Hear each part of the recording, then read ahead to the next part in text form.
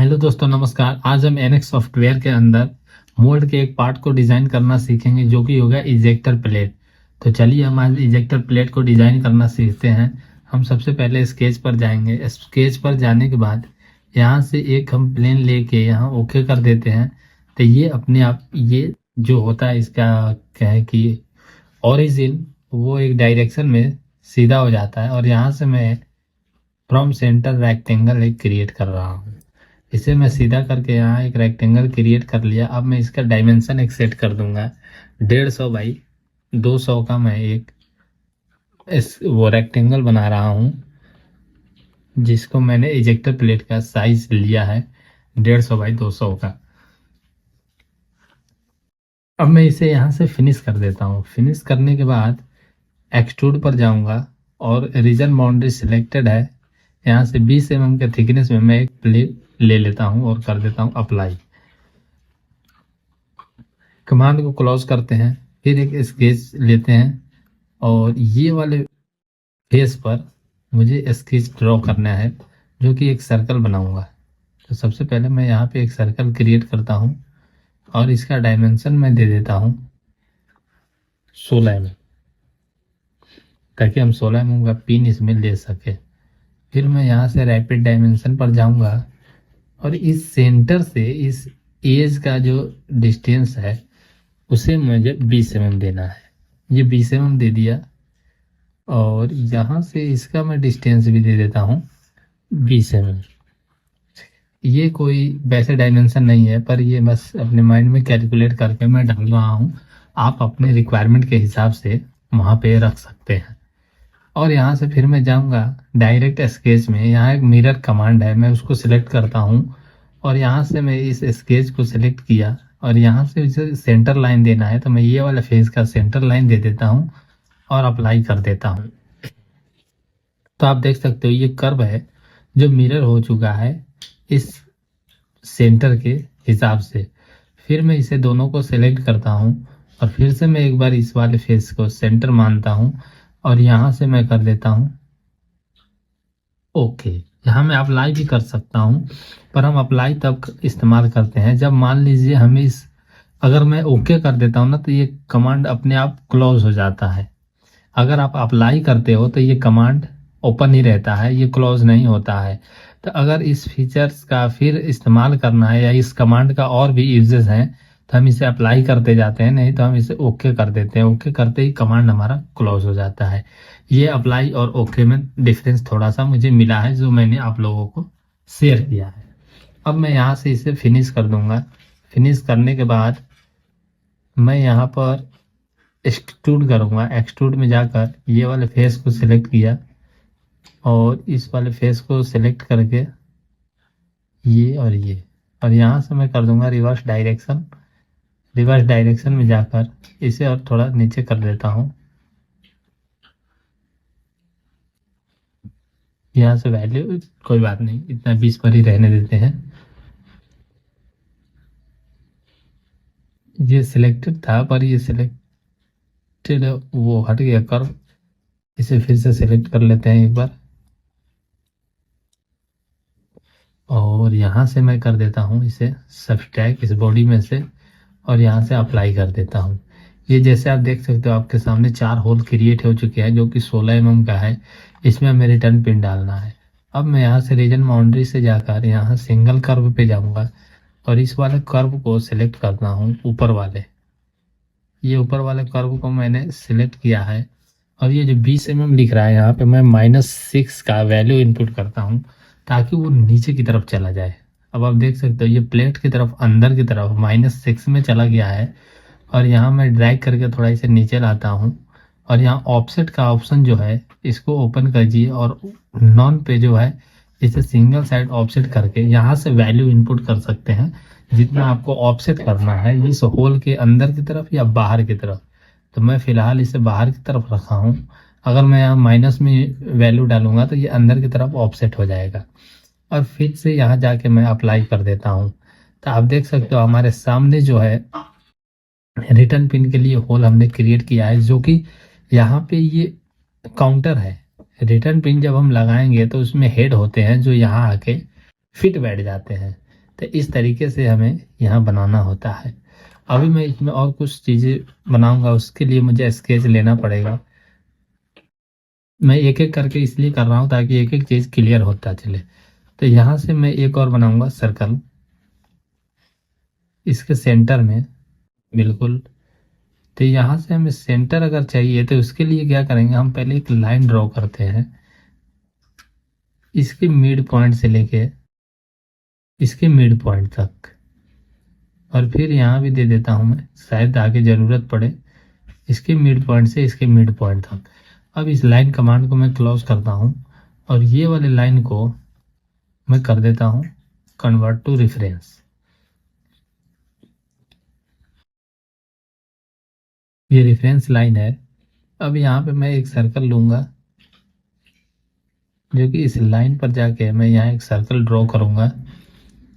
इस सर्कल का डायामीटर मुझे देना है कम से कम, मैं 32 दे दूंगा, क्योंकि मैं अपने माइंड में एक कैलकुलेशन सेट करके रखा हूँ ताकि मैं अपने असेंबली के हिसाब से इसको लेके चल रहा हूँ। जैसे मैं 32 का इसको डायमेंशन दिया हूँ, तो 32 का डायमेंशन पे एक होल बनेगा, जो कि इसमें इजेक्टर प्लेट के जो बूस लगे होते हैं जिसमें पिलर जाता है, ताकि उस पर इजेक्टर प्लेट प्रॉपर अलाइन होके एक सीधे डायरेक्शन में उस पर रन कर सके, मतलब उसको चलाने के लिए गाइडेंस मिल सके, जिसे हम इजेक्टर गाइड पिलर और इजेक्टर गाइड बुश कहते हैं। जो होल है वो इजेक्टर गाइड बुश के लिए मैं क्रिएट कर रहा हूँ। तो ये मैं होल अभी जो रखा हूँ ये 32 का इसलिए रखूंगा, जैसे कि यहाँ पे मैंने 32 का ये होल ले लिया है। इससे एक फायदा ये हो रहा है मुझे कि 32 का डायमीटर का जो होल बनेगा उसके बाद मुझे बूस भी लेना पड़ेगा, जो कि बूस का साइज होगा कम से कम पर साइड 4 mm होना चाहिए दीवार उसका, ताकि हम बुश का जो कहें कि एक तरह से आईडी है वो 26 का बन के मिले, ताकि हम 26 के पिलर इसमें गाइड कर सके। तो सबसे पहले मैं इसका डायमेंशन सेट कर दूंगा। तो अभी आप देख सकते हैं इसका जो भी डायमेंशन होगा, यहाँ से मैं रैपिड डायमेंशन पे जाऊंगा और इस पॉइंट को सिलेक्ट करके इस पॉइंट के साथ इसको एक फिक्स डायमेंशन दे दूंगा। जैसे अभी देखिए 66.3 का है, तो 66.3 कोई डायमेंशन नहीं होगा, तो इसे या तो 65 कर दूं या तो 60 कर दूं। तो मैं इसे 65 रख देता हूं और इसे क्लोज कर देता हूं। फिर यहाँ मैं जाऊंगा, मिरर कमांड लूंगा और मिरर कर्व पर जाकर इसको मैं मिरर कर दूंगा इस लाइन के अकॉर्डिंग। तो यहाँ से सेंटर लाइन में मैं ये ले लिया और यहाँ पे मैं कर देता हूँ इसे अप्लाई। तो आप देख सकते हो आपके सामने एक सर्कल और बन के तैयार हो गया है। अब मैं इसे फिनिश कर देता हूँ।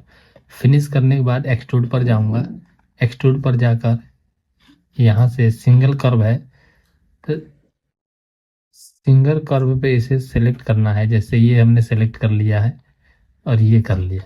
अब यहाँ पे इसे नीचे कर दूंगा ड्रैग करके और इसमें से इसे कर देता हूँ मैं सब्सट्रैक्ट, इसे मैं कर दिया अप्लाई। सॉरी ये कुछ मिस्टेक हो रहा है यहाँ पर, ये पूरा होल नहीं कट रहा है, इसके कारण क्या है इसे हमें देखना पड़ेगा।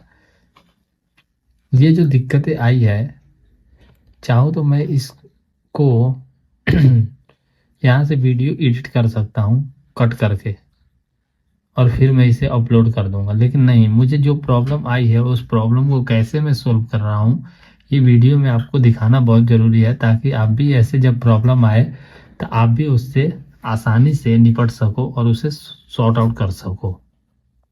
तो मैं इसे फिर एक बार एक्सट्रूड लेता हूँ। एक्सट्रूड लेने के बाद मैं ये रीजन बाउंड्री पर सिलेक्टेड है, इसे मैं करता हूँ ओके। आप देख सकते हो इसमें हुआ क्या है, ये यहाँ जो वैल्यू था ना ये 6 mm हमारा ऊपर की तरफ भी जा रहा था। अब मैं इसे नीचे ड्रैग करके यहाँ से अप्लाई करता हूँ और ये प्रॉपर होल खुल के तैयार हो गया है। अब मुझे इसमें एक और काम करना है। इसमें काम क्या करना है कि इसमें कॉलर मुझे देना पड़ेगा। तो यहाँ से मैं जाऊँगा सिंगल कर्व पर और सिंगल कर्व यहाँ से मैं सिलेक्ट कर लेता हूँ और यहाँ से मैं इसे वैल्यू को माइनस में दूंगा, कम से कम 4 mm, 4 का मैं कॉलर दे रहा हूँ और इसे ऑफसेट करूँगा सॉरी, ये सिंगल साइड ऑफसेट पे जाऊंगा, नीचे जिसे ड्रैग करके लाऊंगा और सिंगल साइड ऑफसेट पर जाकर इसे 2.5 mm फिर से ऑफसेट कर देता हूं मैं और कर देता हूं अप्लाई। आप देख सकते हो ये बूस्ट के लिए जो हमारा होल है वो क्रिएट हो चुका है, ताकि हमारा इसमें बूस्ट चला जाए और बूस्ट के साथ फिर हम उसमें पिलर को गाइड करके इसमें चला सके। तो और इसमें कुछ काम है जो कि हमें करना चाहिए, तो मैं यहाँ पे सपोर्ट पिलर के लिए 2 होल दे दूंगा, ताकि जो हमारा डाई है उससे सपोर्ट थोड़ा मिल सके। बीच में जब हमारा इजेक्टर ग्रेड असेंबली जब हम डिजाइन करते हैं तो दोनों साइड स्पेसर लग जाते हैं, तो बीच में कुछ गैप बन जाता है। तो जब मोल्ड क्लैंपिंग फोर्स लगाती है अपनी, तो बीच में गैप बनने के साथ साथ वो कहीं फोर्स एक तरफ ना लग जाए ज़्यादा, जिससे प्लेटें बैंड हो जाती है। इसलिए हम बॉटम प्लेट को सपोर्ट दे देते हैं जो कि इसके थ्रू रहता है आगे तक। तो इससे हमें 4 सपोर्ट पिलर छोटे छोटे इसमें डिज़ाइन करने होंगे, तो मैं उसके लिए होल क्रिएट कर रहा हूँ। एक बार फिर से हम स्केच लेते हैं और स्केच पे ये वाला मैं फेस ले लिया हूँ और इस फेस पे मैं एक सर्कल ड्रॉ करूँगा। यहाँ से मैं ये ज़्यादा नहीं, ये 25 mm का, 25 या कहें कि 30 mm का आप इसमें सपोर्ट पिलर दे सकते हो। यहाँ हमने एक सर्कल ले लिया है। अब इसका मुझे डायमेंशन देना है, जो कि इसके सेंटर से कितना जा रहा है, ये 60 mm जा रहा है। तो हम इसे 50 रख लेते हैं ताकि ये अंदर रहे, प्लेट से बाहर ना जाए।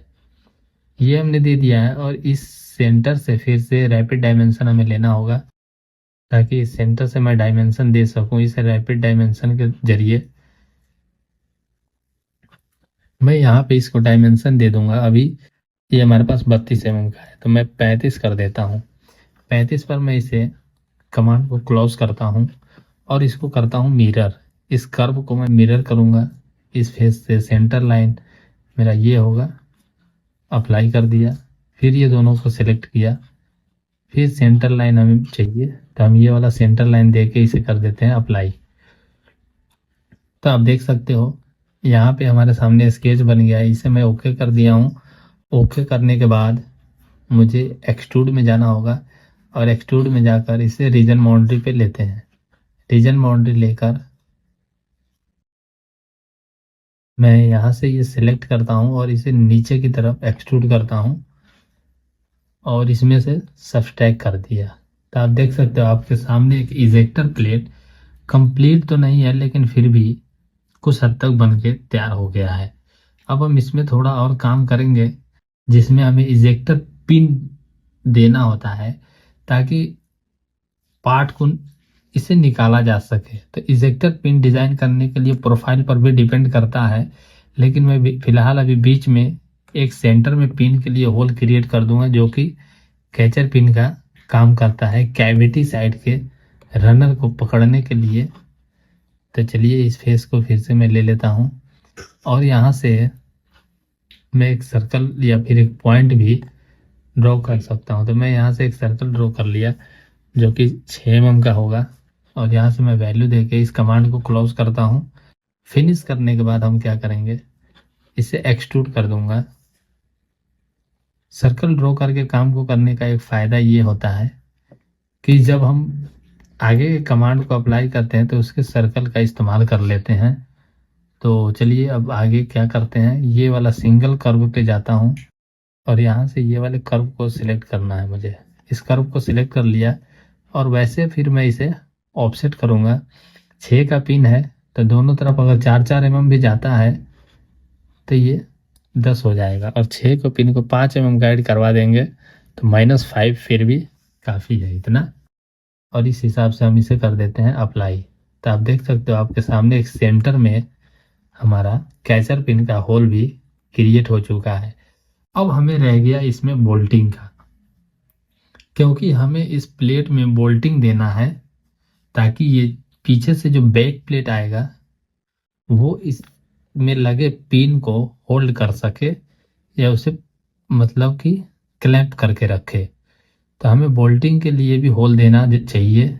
जिसमें टेपिंग होता है, तो उसके लिए हम पॉइंट क्रिएट करते हैं और उसका डायमेंशन दे के हम उसमें होल क्रिएट कर देंगे, थ्रेडेड होल। तो यहाँ से मैं पॉइंट पर गया और इस वाले फेस पे मैं एक पॉइंट दे देता हूँ,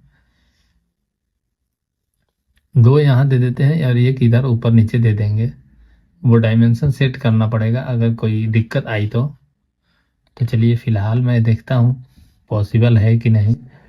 सबसे पहले मुझे यहाँ से एनालिसिस में जाके ये वाले फेस को हमें मेजर करना पड़ेगा। तो प्रोजेक्टेड डिस्टेंस पर जाता हूँ और वेक्टर को सिलेक्ट करता हूँ और ये वाले फेस से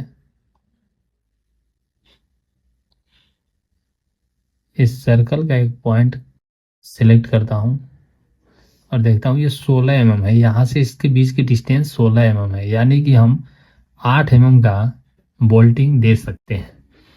तो मैं यहाँ से अब जाता हूँ रैपिड डायमेंशन में और इसके लिए मैं डायमेंशन सेट करता हूँ। जैसे इस एज से ले लेता हूँ 8 mm।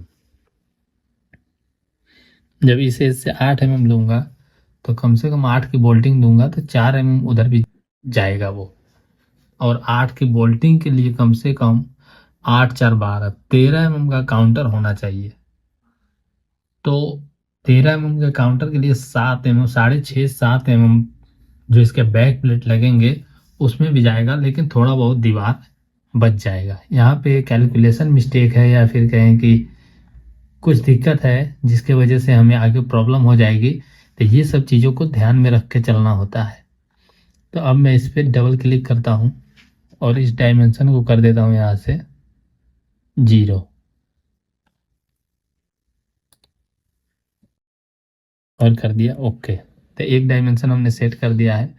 अब दूसरे को इसको मैं भी 0 ले लेता हूँ, सेंटर लाइन पे रहेगा और यहाँ से दूसरा डायमेंशन दे देता हूँ, एक यहाँ और एक यहाँ। ये है वैसे 51 पर, तो हम इसे 50 कर देते हैं और यहाँ से मैं ओके कर देता हूँ। कमांड क्लोज हो गया। अब इसे मिरर कर देते हैं।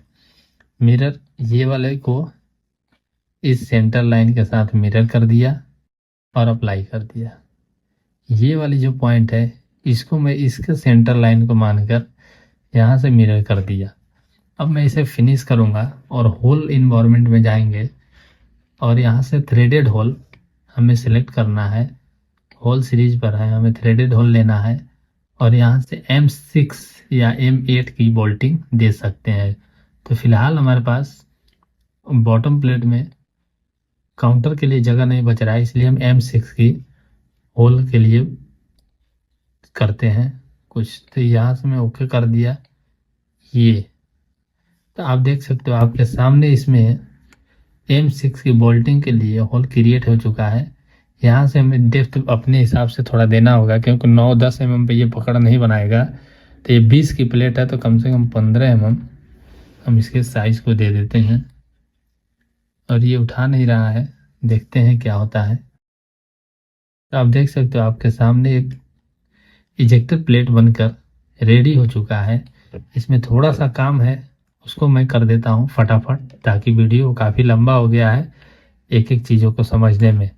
यहाँ से मैं जाता हूँ चेम्फर पर और यहाँ से एज जो है इस यहाँ पे हम आके फेस को सिलेक्ट करते हैं।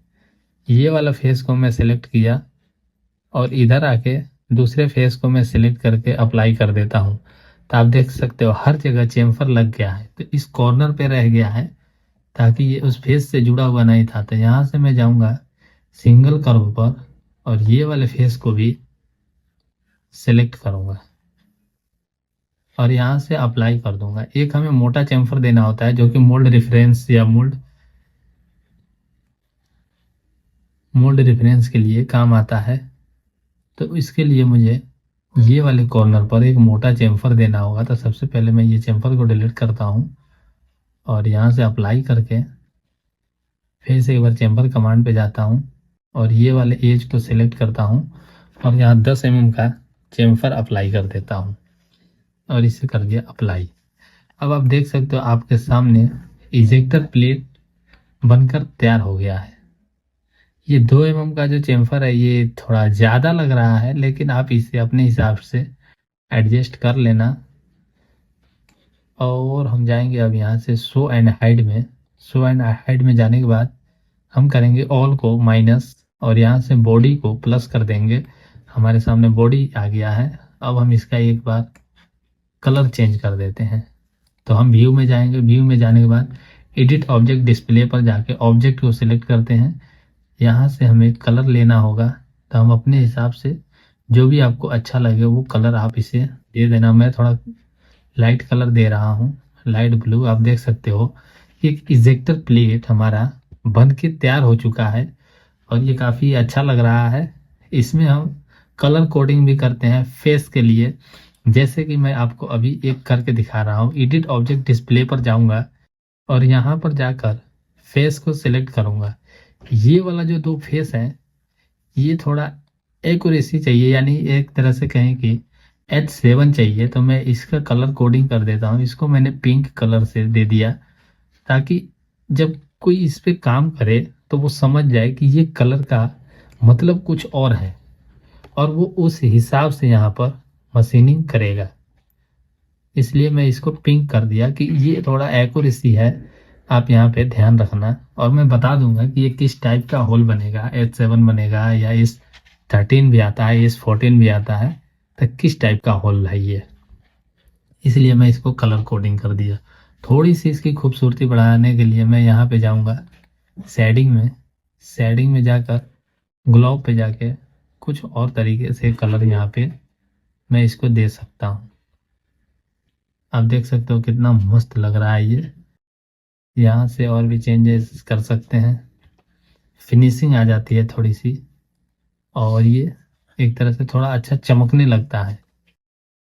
इस तरह से आप इसे बना सकते हैं, जो कि इजेक्टर प्लेट आपके सामने बनकर तैयार हो गया है। हम अगले वीडियो में इजेक्टर बैक प्लेट बनाएंगे और उसमें क्या क्या चीज़ें होनी चाहिए उसको बनाकर आपके सामने देखते हैं क्या सीखने को मिलता है उसमें। तो फिलहाल इस वीडियो में इतना ही, बने रहिएगा। तब तक के लिए नमस्कार, जय हिंद।